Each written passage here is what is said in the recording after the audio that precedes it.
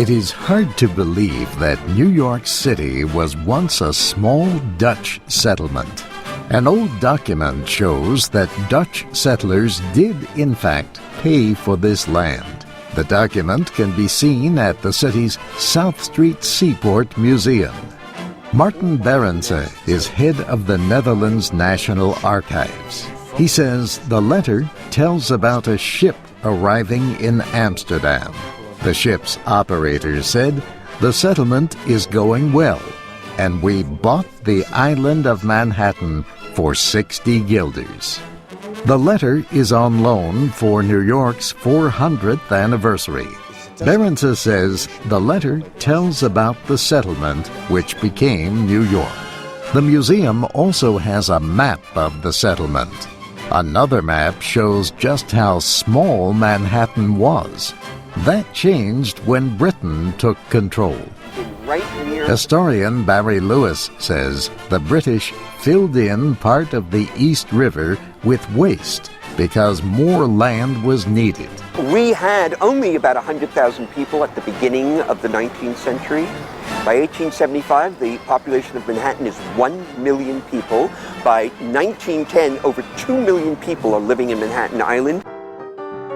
The Brooklyn Bridge was built in 1883, so people could move to Long Island, where land was less costly. Lewis says people crossed the East River by carriage or boat, or they walked across the bridge. He says New York's underground trains led to the development of land in areas far from the center of the city.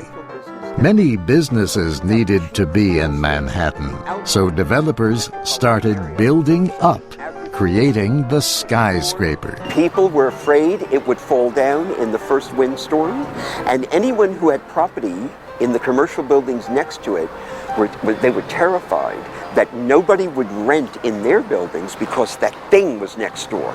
But more and more skyscrapers were built. Each one was higher than the next. Lewis says the big reason for so many skyscrapers was money. He says New York was built by investments in land. That is not why everything was built. Some structures have improved the look of the city. Two examples are the Washington Square Arch and the Guggenheim Museum. But money is still important on the island that began as a trading center 4 centuries ago. The area the Dutch settled is now Wall Street, the world's financial capital. I'm Steve Ember.